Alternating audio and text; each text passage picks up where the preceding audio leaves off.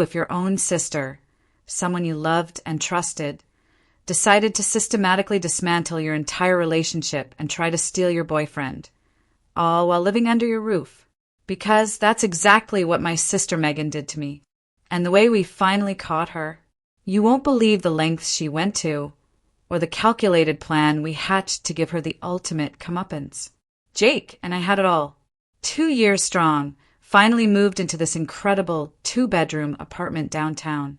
We even had a home office because we both worked remote a couple of days a week. Life felt perfect, you know? We cooked dinner together every night, hosted game nights with friends on Fridays, and we're even talking about getting a dog. We just bought this fancy coffee machine and were planning a dream trip to Portland. Everything was genuinely amazing. Then, my younger sister Megan lost her job. And of course, she needed a place to crash for a few weeks. Jake, being the genuinely nicest human on the planet, was totally cool with it. He set up the pull-out couch, cleared some closet space, even bought her favorite coffee creamer. He gave her a spare key and told her to make herself at home. Looking back, that was our first huge mistake. The first few days? Fine. Megan was grateful, helped with dishes, kept to herself mostly.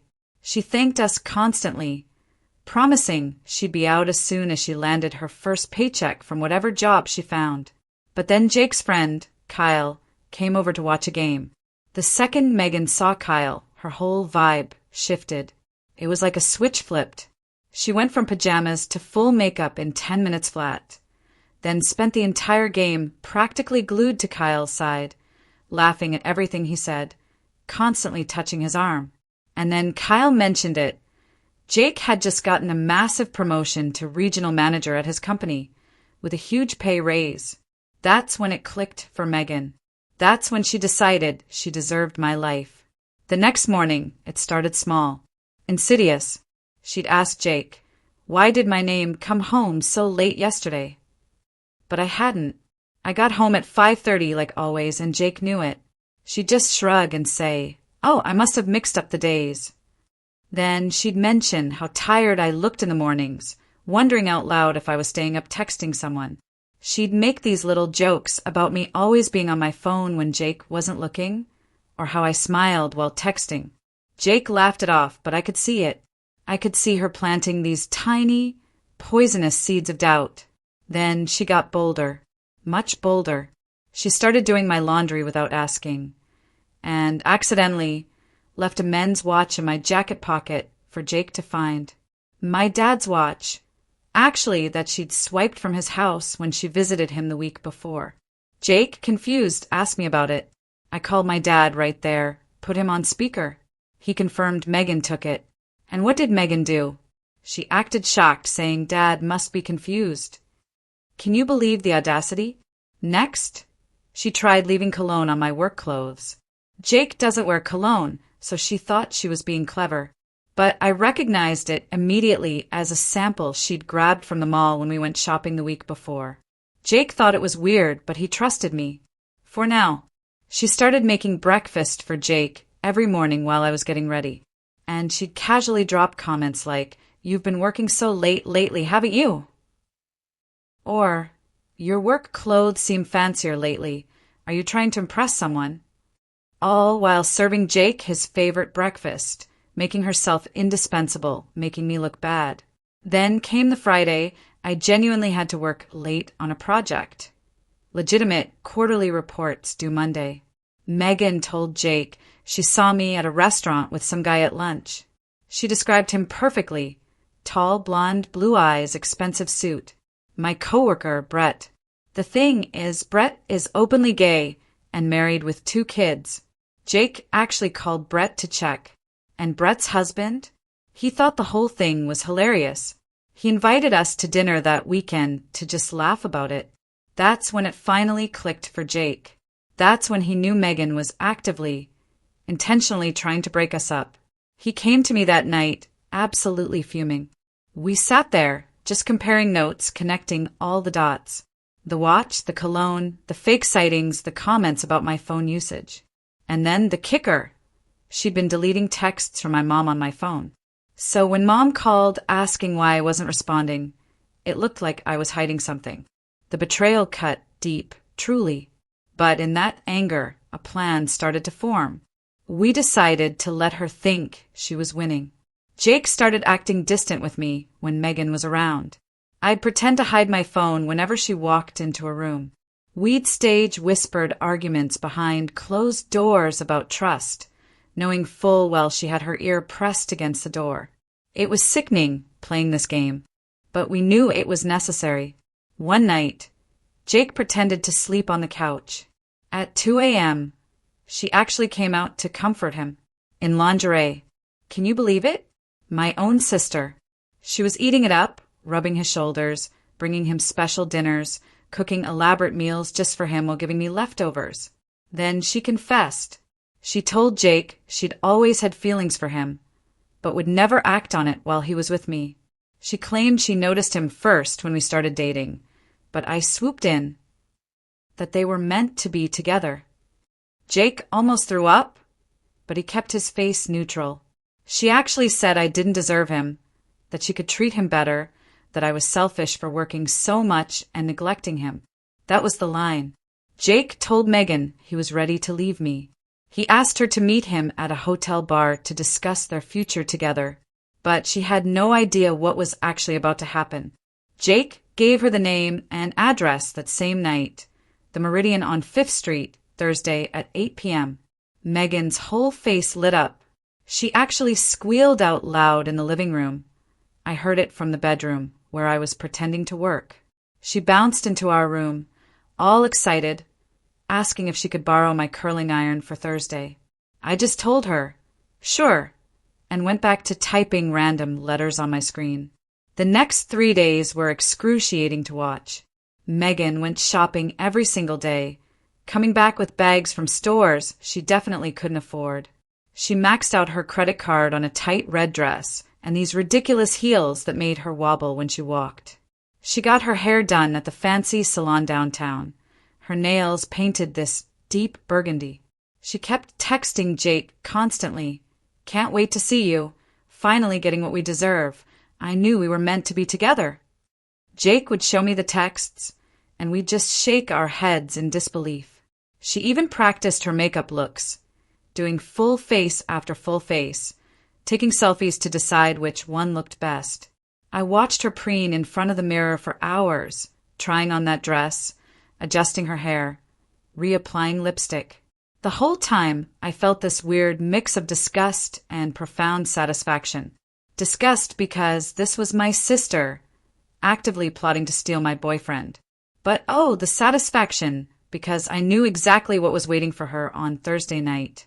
Thursday afternoon, the final pieces fell into place. Jake texted our friend Eugene to get everything ready. Eugene arrived at the Meridian around 4 o'clock, claiming the best corner booth, the one with a perfect view of the entrance. He just sat there, reading a book, blending in. Lorelei, another good friend, showed up around 6 o'clock, positioning herself at the bar with a glass of wine, pretending to text, but really updating us on the setup. Jake and I left our apartment at 7 o'clock, giving Megan some flimsy excuse about dinner at his brother's. She barely looked up from her mirror, too absorbed in her big, romantic evening. We arrived at the Meridian at 7:30, slipping in through a side entrance out of sight. Eugene waved us over, and we slid into the booth. The bartender came over. Jake explained everything in a hushed tone, and the guy just nodded, saying he'd seen weirder stuff.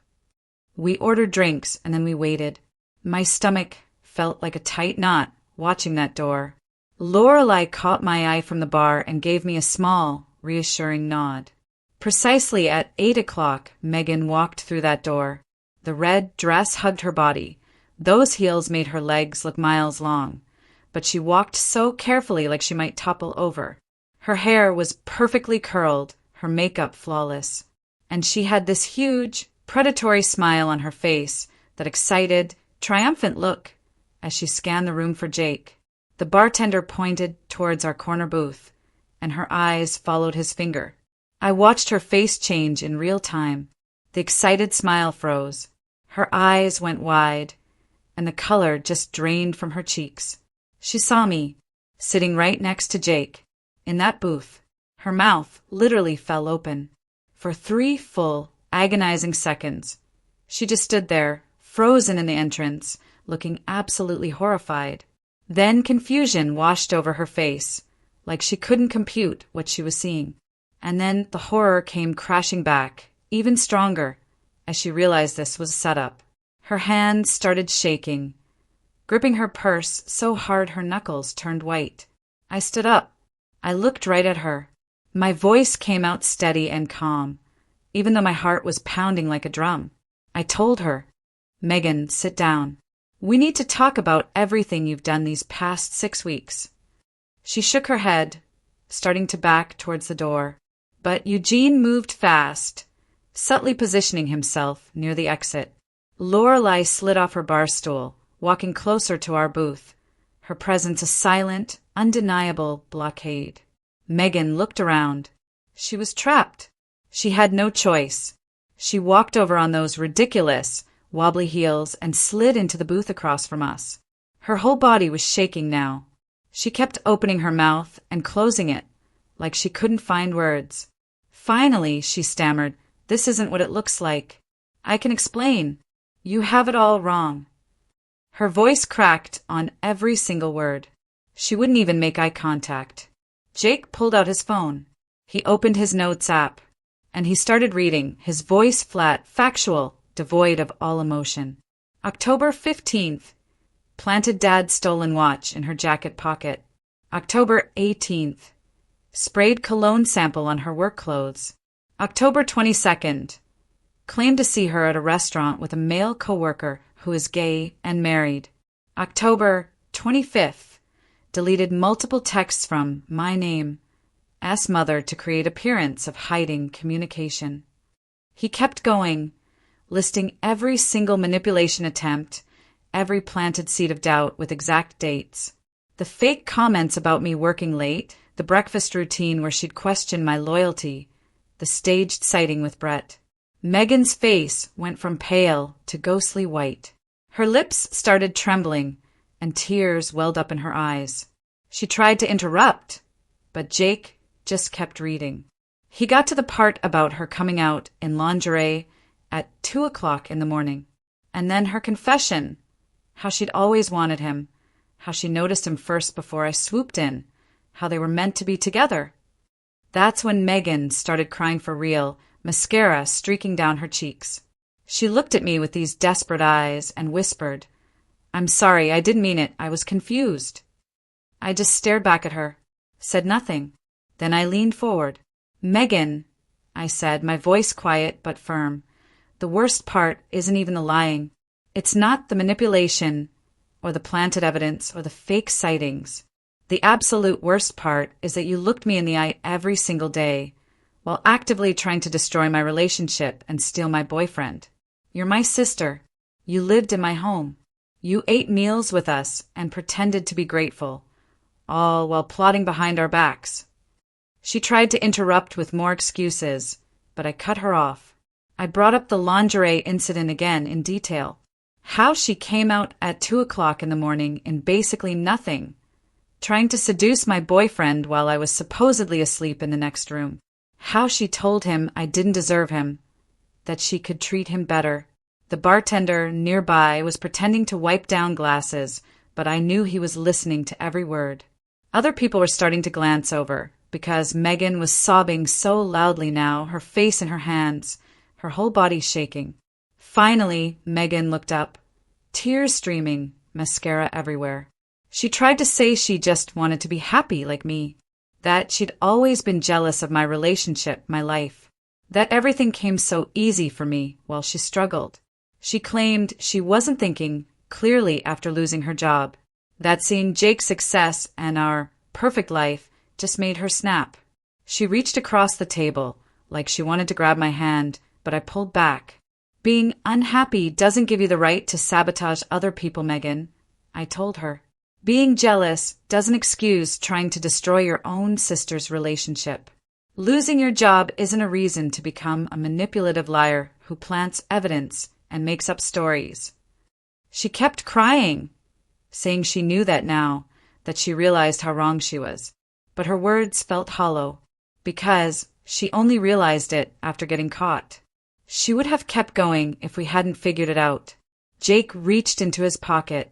He pulled out $200 in cash. He put it on the table between us. "Megan," he said, his voice cold and utterly final, "you have until Sunday to get all your stuff out of our apartment. We're changing the locks on Monday morning. This $200 is for a hotel room for a few nights until you figure out where to go next. And unless you're ready to genuinely apologize and get real help for your issues, never contact either of us again." Megan stared at the money, her hand shaking. She picked it up slowly and asked, in this tiny, pathetic voice, "Where am I supposed to go? What am I supposed to do? How could you just kick me out?" Jake didn't answer. He just looked at her with an expression that showed exactly how done he was with her games. "You can call Mom and Dad or your friends," I told her. "But you're not our responsibility anymore. Not after what you did. You made your choices, and now you have to deal with the results." Lorelei walked over from the bar, standing silently next to our booth, a show of solidarity. Eugene spoke up from his spot near the door. Jake told me everything. Any real sister wouldn't do what Megan did. Family doesn't try to destroy family like that. Megan sat there, surrounded by people who all knew what she'd done. She looked around at all of us, and something finally seemed to break inside her. She understood. This wasn't something she could cry or manipulate her way out of. She'd actually destroyed her relationship with her sister, and there were real consequences. She grabbed the cash, stuffed it in her purse, and slid out of the booth on those wobbly legs and ridiculous heels. Her makeup was completely ruined, her perfect hair falling out. She pulled out her phone with shaking hands and started texting frantically as she walked towards the door, probably calling Mom and Dad to give them her version of events. Eugene moved aside, and she stumbled out into the night, still sobbing. Through the window, I watched her stand on the sidewalk for a minute, phone pressed to her ear, gesturing wildly. Then she disappeared around the corner. Jake and I sat there with Eugene and Lorelei, just processing. My hands were shaking now, the adrenaline wearing off. I felt utterly exhausted. The bartender came over with a tray of drinks. "On the house," he said, adding he'd seen plenty of messy confrontations in his years, but that one was definitely justified. We clinked glasses. Jake proposed a toast to surviving family drama and protecting our relationship, and I took a long, burning drink. We stayed for another hour, just talking it all out, replaying moments, discussing the inevitable fallout with my parents. Finally, around 10 o'clock, we paid and headed out into the cool night air. The next morning, Friday, my phone rang at 9 o'clock. It was Mom. She was already crying before I could even say hello. Megan had shown up at their house at midnight, sobbing. "You kicked her out with nowhere to go." Mom cried, "Why would you do something so cruel to your own sister?" I took a deep, steadying breath, and then I explained everything from the very beginning. The watch Megan stole from Dad and planted, the cologne she sprayed, the fake restaurant sighting with Brett, my gay, married coworker, how she deleted Mom's texts from my phone so it would look like I was hiding something, the breakfast manipulations, planting seeds of doubt about me working late and dressing fancy. And yes, the lingerie incident at 2 o'clock in the morning, when Jake pretended to sleep on the couch. Mom went completely silent on the other end. I could hear her breathing getting shaky. Finally, she asked why I hadn't told her any of this was happening. I explained that I needed to handle it myself, to gather evidence, because I knew Megan would lie about everything. Jake and I documented every single manipulation, with dates, screenshots, and witnesses. Mom said she couldn't believe Megan would do something like this, but I could tell she was starting to believe me. She asked if there was any way we could work this out as a family. I told her Megan needed to face real consequences, and that meant not living with us anymore. Not after this. An hour later, Dad called. His voice sounded tired and profoundly sad. He asked if we could all meet Sunday afternoon for family dinner. I agreed, but firmly told him Megan needed to admit what she did and genuinely apologize before I'd even consider having any kind of relationship with her again. Dad was quiet for a minute. Then he said, "I never thought I'd have to deal with one daughter trying to steal the other's boyfriend." He sounded so disappointed, so hurt, in a way I'd never heard from him before. I told him I loved him and we'd see him Sunday. He said he loved me too and hung up. Jake came over and just held me while I sat there, feeling utterly drained from both conversations. He told me we did the right thing, that setting boundaries with family is incredibly hard, but absolutely necessary when they cross lines like Megan did. Saturday morning, someone knocked on our door. It was the apartment manager with his toolbox.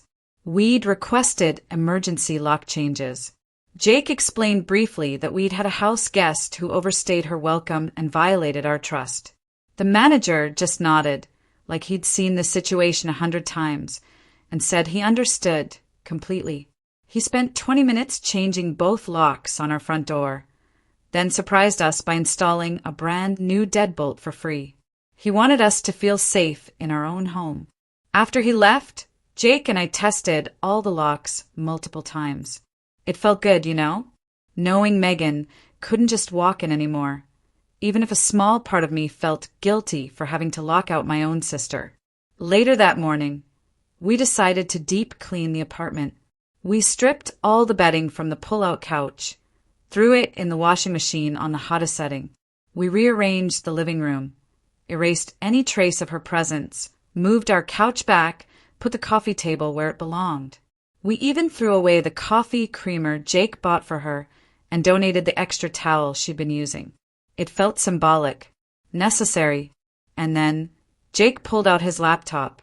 We finally ordered that expensive coffee machine we'd been planning to buy before Megan moved in and derailed everything.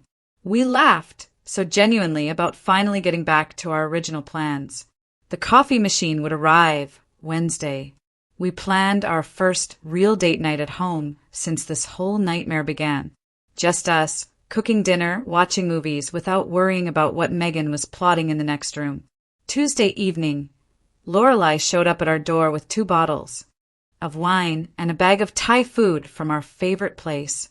She took one look at my face and pulled me into a huge hug before she even set the food down. We settled onto the couch, pad thai and spring rolls, while Jake excused himself to play video games, giving us space. I told her everything about Sunday dinner, how Megan read her written apology, how Mom cried, how Dad mediated, how I set clear boundaries. Lorelei squeezed my hand. "I'm so proud of you," she said, "for not letting guilt push you into forgiving too quickly." She refilled our wine glasses, pulled out her phone, and we spent the next 2 hours looking at hotels and booking reservations for that trip to Portland, the one Megan had derailed. It felt amazing to focus on something positive instead of replaying family drama in my head. We made lists of coffee shops and bookstores. Lorelei left around 10, promising to help us pack next month. 2 weeks passed with no contact from Megan. Then my phone buzzed again. She asked if she could drop off mail that got sent to our apartment. I stared at the message for 10 minutes. I agreed to meet her at a coffee shop nearby. She walked in wearing jeans and a plain sweater, not her usual carefully styled outfits. Her hair was pulled back, barely any makeup. She looked more like the sister I remembered from years ago, before jealousy had twisted her into someone I barely recognized. She handed me the mail, thanked me for meeting her. She said therapy was helping her understand why she acted so badly, that she was learning to deal with jealousy and insecurity in healthier ways. I told her I was glad she was getting help, but I wasn't ready for regular contact yet. She nodded, said she understood. We sat in awkward silence for another minute before she stood to leave. I watched her walk out. I felt relieved that she seemed to be taking responsibility, not making excuses. 3 weeks later, Jake came home from work. He sat down at the kitchen table, serious. His company offered him a promotion, a big one, but meant relocating to Seattle in 6 months. A significant raise, better benefits, but leaving everything we knew here. We spent that night and several evenings after, talking through it, the pros and cons of moving to a new city together. You know what? The whole situation with Megan actually made us better at having difficult conversations, at working through complicated decisions as a team. We realized we could communicate about hard topics without getting defensive or shutting down. Jake looked at me. I want to go for it if you're willing to move with me. I thought about starting fresh somewhere new, without the weight of that family drama. I said yes. We celebrated with expensive sushi and by looking at apartments in Seattle online. 3 months after that hotel bar confrontation, Jake and I were packing boxes in our living room. My parents drove over to see the apartment one last time before we left the city. Mom brought homemade cookies. Dad helped Jake carry furniture to the donation truck outside. They mentioned Megan had found a new job at a marketing firm and was still going to therapy every week. I felt glad she was improving her life, but mostly I felt relieved. Relieved to be moving away, to be starting over. Jake and I would be in Seattle, building our future together without the weight of betrayal affecting everything we did. We could focus on our relationship, our careers, without worrying about family manipulation. Mom hugged me goodbye in the doorway, crying again, asking us to visit for holidays. Dad shook Jake's hand, telling him to take care of me. We waved as they drove away, then went back inside to finish packing our life into boxes for the moving truck coming Monday. It was a messy, painful chapter, but sometimes you have to cut out the poison to let something beautiful grow. So I told you my story. My question for you is, what would you have done in my shoes? How would you have handled a betrayal this deep from a family member? Let me know in the comments below. I'm genuinely curious to hear your thoughts.